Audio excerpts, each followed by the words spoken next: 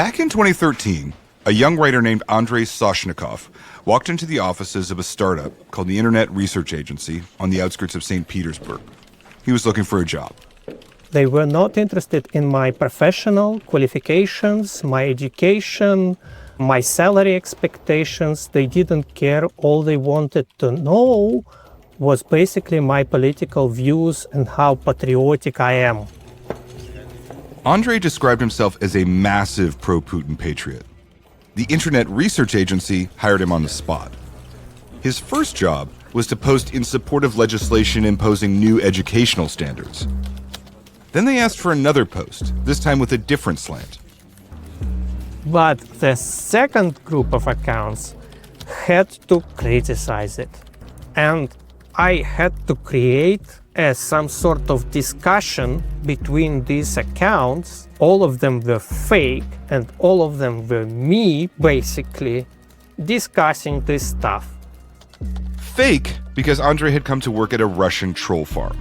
The job? Basically create divisions in society by creating oppositional content, pitting groups against each other. What Andrei's new bosses didn't know, though, was that he already had a job. During lunch, Andrei snuck back to his desk, sat down, and, looking over his shoulder, ran a search through the company's servers. And I copy-pasted every document that I could reach, and I've sent all of these documents to a cloud, and then I downloaded everything from my home computer. Andrei was actually an investigative journalist. His research formed the basis of what the world would come to understand about modern Russian disinformation. This was in 2013, and since then, the cancer has only spread. Welcome to Gloves Off, a podcast about the threat to Canada's sovereignty and what we can do about it. I'm Stephen Marche. Today's question: how do we not lose the information war? So, much of this show deals with threats, with dangers we might face.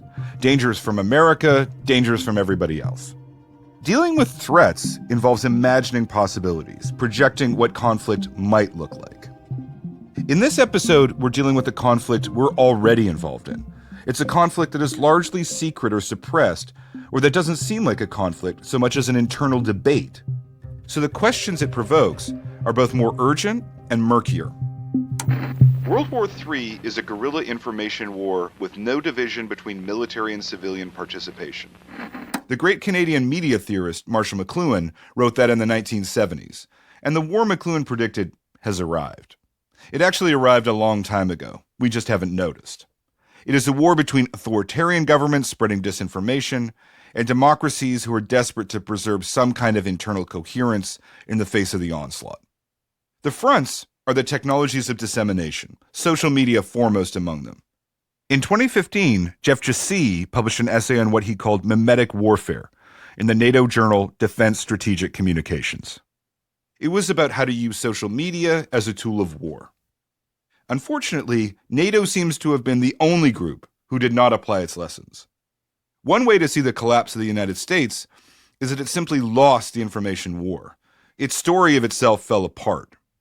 Europe is faring only slightly better. Far-right groups, aided by foreign interference, threaten it more every year.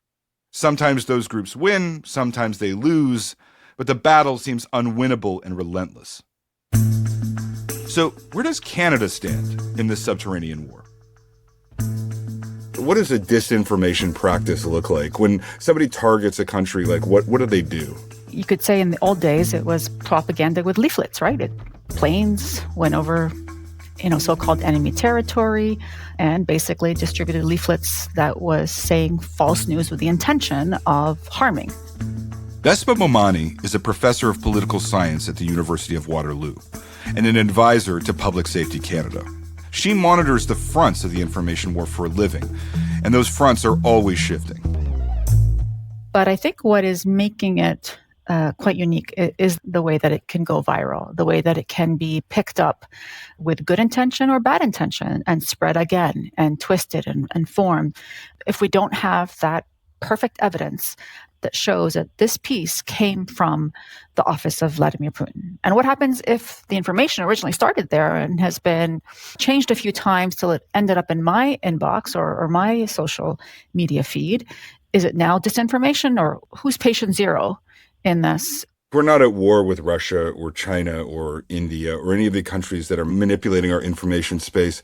Why are they doing it? They want to sow distrust in our media, distrust in our governments, distrust in our institutions. And so that's their intent. And if they can make Western governments and democracies look bad, they look good. Right. And that's the essence of it. Okay, that's the purpose of it. The purpose of it is to make liberal democracies look bad so that authoritarian countries look okay by comparison. Yeah. Can you tell me, just outline for me how bad the situation in Canada is? The Canadian government has been very explicit about how it's coming and undermining, public safety in the sense of not just sowing distrust in our institutions and government, but another pernicious issue for us Canadians in particular is to sow discord from within.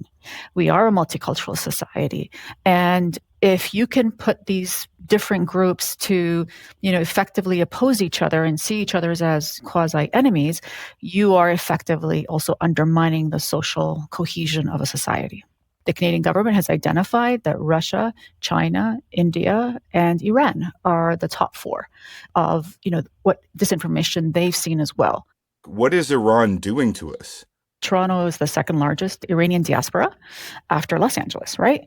There's a pre-1979 wave, which tends to be very critical of the government, a post-1979 wave that is kind of, split in the middle, some who might want to reform it from within. That debate alone, the question of toppling the regime versus, investing in reform, is a huge debate in the diaspora. And Iran has a huge interest in actually shaping that conversation. And it does that because it sees the Iranian Canadian community as a potential leverage that can be taken advantage of to pressure the Canadian government. So to mess with the enemies of the regime who've escaped and are living in Canada. Is that the idea? Yeah. Here's the other point with the veracity of the information and how it crosses borders. Certainly the Canadian diaspora community and the American diaspora community of Iranians talk to each other all the time online. So you're not just, getting at the Canadian government's perspective, you're influencing potentially the American government's perspective. So you can start to see how, this is a very, and I'm going to point this out, cheap way of lobbying, cheap way of influencing. We talk about this as some information war, but not the single cost of a bullet. I mean, all you need are some really smart computer scientists with a code and imagination and really good language skills. Is there, you mentioned China, Russia, India, Iran, groups with large diasporic communities here, plus an interest in defeating liberal democracy. Given the new stuff that we're hearing from America, is any of it coming from there now? Absolutely. But I do want to qualify the previous part because, in the case of Iran, yes, there's a big diaspora. Russia doesn't have a big diaspora community in Canada, but there's a huge Ukrainian community here that is very, very powerful. And they do it to pollute that environment, or more effectively, pollute the environment of non-Ukrainians in Canada to sow doubt in the Ukrainian messaging. Now, there's 160,000 individuals working as part of the cyber army in China. That number absolutely has gone up. And the tools, like artificial intelligence is yet another huge enabling technology. The AI has made it so that, you can tell, again, the equivalent of ChatGPT or DeepSeek there, give me 300 versions of this disinformation, this 160 characters. Give me, and boom, right? It's not even labor intensive anymore. And we've seen it parroted, frankly, in the halls of power, from Congress to the White House. And people are gullible because they've also been seeing it online. I mean, is it conscious targeting? Is it like a cyber army? In the case of Russia, we see what a lot of sort of patriotic or loyal elements, right? We've seen some of these are actual farming, they call them farming, but basically cyber houses that are in the United States itself. We've actually been able to trace it back in terms of IP addresses to coming to a house in the middle of Washington, D.C. Why and who is doing that? Are they actually paid for by the Russian government? Sometimes not. Sometimes they're just folks who really believe, and trust me, they're not always of Russian descent. They are just people who, for lots of reasons, think Putin is great. I mean, in fact, let me go back. Some of this incel movement or of, a lot of this, bro culture that we see, there is messaging and imaging of, Putin in a very positive light, as muscular, as decisive, as a real leader. That's some of the disinformation that's been plunked in. And now you've got believers who are doing the work for the Russian government because they actually believe it, which is even scarier than actually paying them. So different governments have different techniques and different, preferred platforms. And you can see the connection, right? Where did this message come from? Well, often our alt-right messaging, particularly here in Canada, comes directly from the United States. It's carbon copy. But that's not a message from the state, right? That's that's just trolls. That's just like online lunatics of the standard variety. That's not part of a cyber army, no. Right? And again, here's the thing, right? The cyber army might have been convinced by disinformation that Russia started. Now you've got believers, right? For Canada in particular, we do get a lot of this sourced from the United States. Part of that is because they're bigger accounts, right? People are listening to Tucker Carlson because it's a huge account. And some of that Russian disinformation that Tucker has now, adopted and internalized gets parroted back through new channels. It's too early to tell whether or not Trump America is actively sowing disinformation. But, even if it's not disinformation, the very real messaging that we saw from the president about trying to undermine our sovereignty and how it's been picked up by the wannabes in the entire country is absolutely gone viral. So there's harm already there. One thing I'll say about the United States, we know there is, and we have evidence on this in terms of a financial link, that the trucker convoy was very much, a lot of the truckers did come from the United States and were paid for by the United States. So there are connections that we've seen in the past. Like, what do we do about this? Great question. It's a whack-a-mole. That's the way to think of it.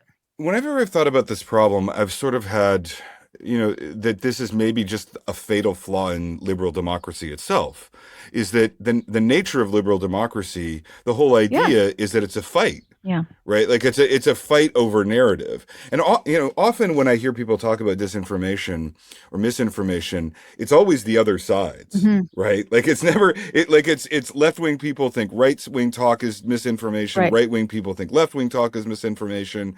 And even coming to some kind of generalized agreement that would broadly apply across the Canadian populace about what is a mainstream, what is the narrative. Like we're not supposed to have that, right? Like the essence of democracy is that we're fighting over what the narrative of our country is the whole time. So what do we do? Part of the whack-a-mole, who has the vested interest in doing the whack-a-mole if not the government? Does Canada have anyone fighting this stuff? Well, it's interesting.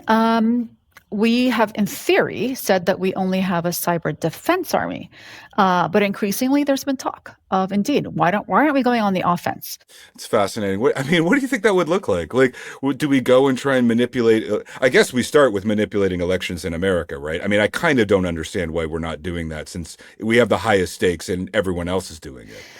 I don't want to see us go there because I think if you're going to have that sort of level of seeing yourself as a moral actor, like if we're really going to be a liberal democracy and be true to our, so-called values, I don't think we should engage in that. I'd rather we invest more in defense than in offense, personally.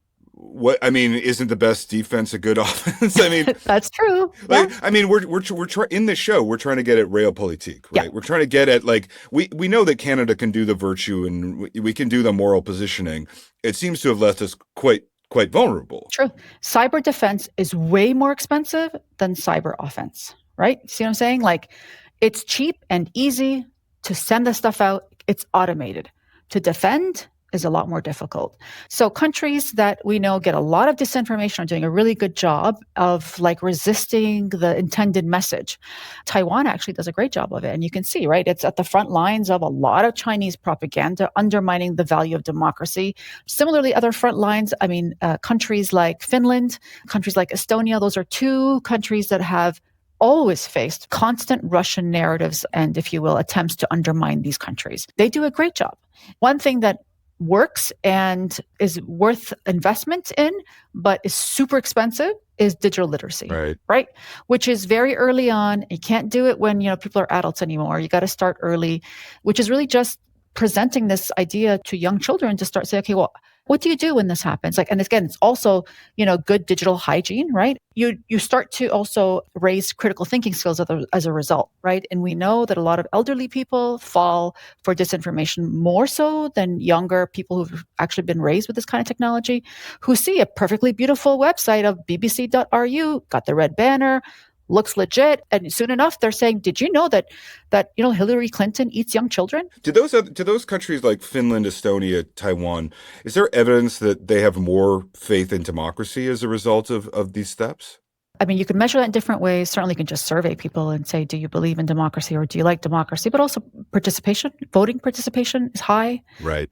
What's the Canadian psychological flaw that can be manipulated by foreign interests? Well, one, I call it a soft point. Certainly our multicultural society, right? It can be turned against, again, that sort of pitting X and Y group against each other. Our greatest strength. Yeah, our greatest strength can be our greatest weakness in that way. So, that can be really problematic. Right. But I also think there's just this overall sense in Canada, this naivete of thinking that, why would anybody want to harm us?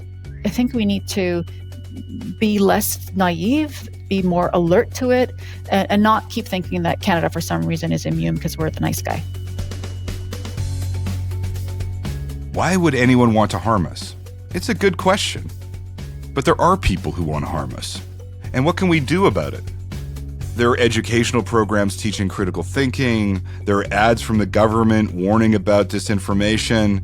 But they are band-aids on bullet holes when you get right down to it. Democracy is supposed to be divisive. Democracy is not either side in a debate winning. Democracy is the debate itself.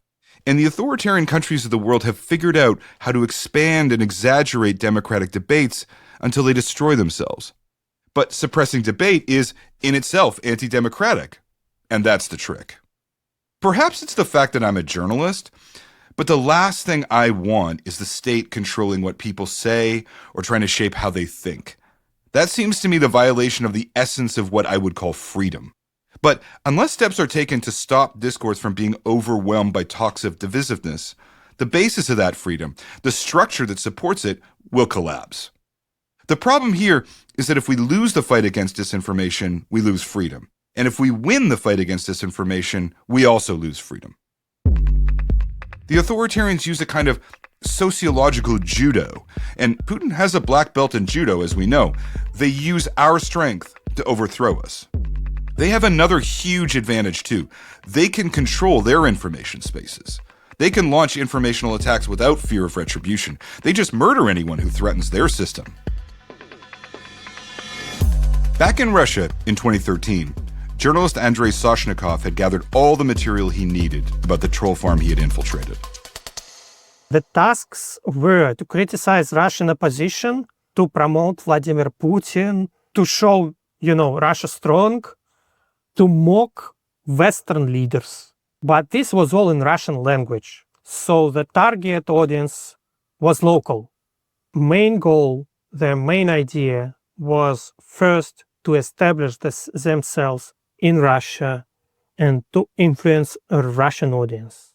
Over the years, Soshnikov watched that homegrown operation go global. When they entered the international audience, they already knew first, how to influence better, and second, how to hide their digital footprint better. What should we do to start a civil war in US? Let's organize a street demo of KKK members on the one side of the street and BLM members on the other side of the street. Let's promote these events on Facebook and see what will happen. It's more hidden, more covert, more sophisticated, less digital footprint left. They use TikTok a lot, and they create fake account of big media organizations, Western media organizations that look the same, and they actually using the real content of these organizations to get subscribers, and then they starting to use these fake accounts to publish fake stories, but every element of the video, graphics, narrator voice, overall style matches the same real content that was used before. And people on TikTok will repost it and like it and believe it because everything they see looks real. So, what to do? We are being attacked, and we seemingly have no means of self-defense. And we have barely been paying attention because we think we're too nice to attack. But of course, there are a few countries who have been paying attention. Bessma pointed out one in particular. Taiwan has been targeted by disinformation from the very beginning, by a country looking to take them over. China sows discord in Taiwan wherever and whenever they can. One of the earliest hooks they used came during Taiwan's 2016 debate around gay marriage. According to Billion Lee, founder of an organization called COFAX, it roiled the population. So they would say the ruling party might be a corruption party. They would say a gay in Canada, a gay might be really eager to get married with Taiwanese gay and to reach Taiwanese free medical care. If we allow marriage equality, the international gay people might make Taiwan become an AIDS island. Right. And those kind of disinformation not only targeting human rights issue, but also polarize the society. COFAX is a massive collective fact-checking platform founded by Billion Lee when she saw that the disinformation against gay marriage was primarily a way to disrupt Taiwan's democratic political leadership. The disinformation was unleashed on social media, so Lee thought, why not fight it with social media? If people cannot reach those accurate information and they use social media that often, our strategy might be we imitate how they interact with their friends. So they built a chatbot and stuck it on Asia's most popular social media app called Line. 95% of Taiwanese use Line. Like they having discussion with their friends, share information and share this information to the chatbot, to their friend. Maybe at the same time, they might receive factual report and factual replies from the chatbot. And we think that's much more efficient for the users to read accurate information. In real time, the COFAX chatbot provides factual reports and replies to users, but also intakes checked facts from users. And the service isn't just aimed at everyday people. It also acts as a database for journalists looking to fact-check their work. The ultimate goal isn't to be reactive, but to be predictive. We want to make pre-bunking can be done by the chatbot. Not just debunking, pre-bunking. COFAX has proven to be a solid approach to resisting disinformation, but it has been hard to replicate in neighboring countries which also face Chinese disinfo. Our strategy is open source intelligence. We have over 4,000 individuals in this community to provide a fact check. COFAX and other organizations like it rely on the voluntary fact-checking by its members. Not all countries have been able to mobilize their citizens that way. Like, you're just a volunteer organization, a civil society group. Why doesn't the government do this? In my opinion, none of the government should conduct, should lead fact-checking in their country. You need to prove you are independent from the government. I cannot help the government amplify specific information the government want to say. Impartiality means taking government authority out of the picture.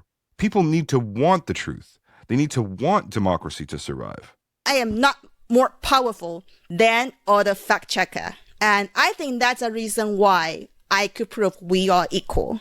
And when people believe they do have like same status to the community, they might also provide their will to do the contribution. We're also having some small tricks to attract people. For example, I use like gamification. Mm-hmm. So we've got like level up, you can go like ESP, like playing RPG games. And you got like special animation and badges if you're having a lot of fact checks. Also, you can have your own like profile pages. So that means I don't steal anyone's contribution. You own your own fact check. Canada loves government. If there's a problem, the first question Canadians think to ask themselves is why isn't the government doing anything about it? But in matters of disinformation, government can't help. The current Liberal government believes that the CBC is an active vector against disinformation. The Conservatives want to defund it. But either way, the CBC won't solve the problem.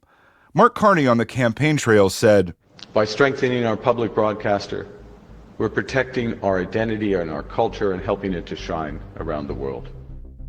But as Billion showed us, it won't do. Even in 2017, 50% of Canadians, according to Abacus data, considered CBC the most biased national news source in the country. According to the Globe and Mail, somewhere less than 4.4% of Canadians watch its English primetime television news.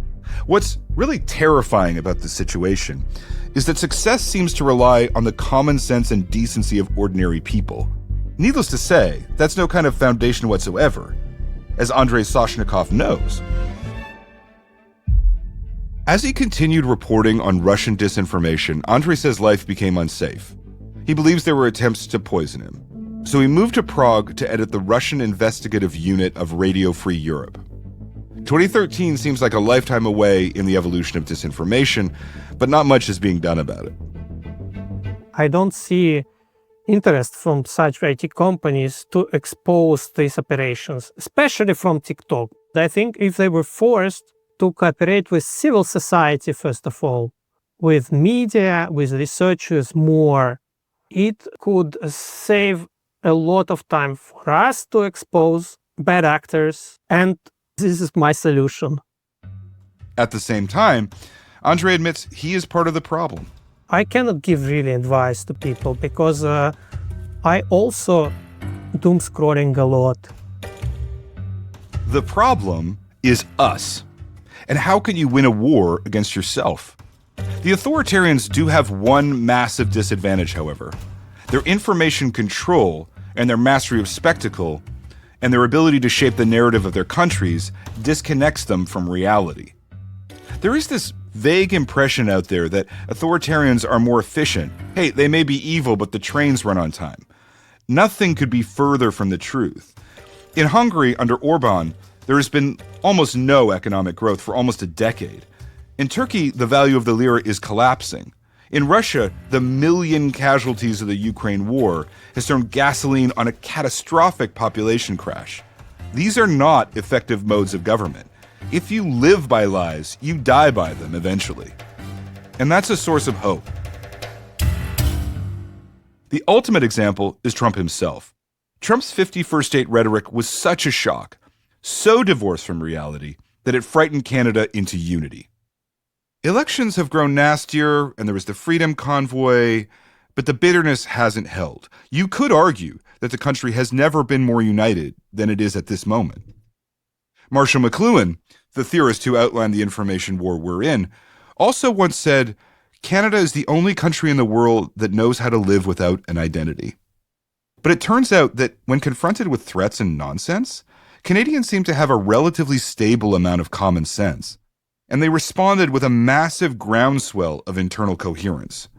So this battle is not by any means one-sided, but it is a test to the Canadian people, not the government, not its institutions. It turns out that Canadian identity is significantly stronger than anybody, even Canadians, expected. And that's a reality as surprising to us as to our enemies. Which is why, in our next and final episode, we're going to look at the question of national identity and what it means in this new world disorder we've entered. We are going to dare to ask the question of whether there's any reason for optimism, maybe even opportunities. This is Gloves Off. Let us know what you think wherever you get your podcasts. I'm Stephen Marche. Thank you for listening. The old relationship we had with the United States is over.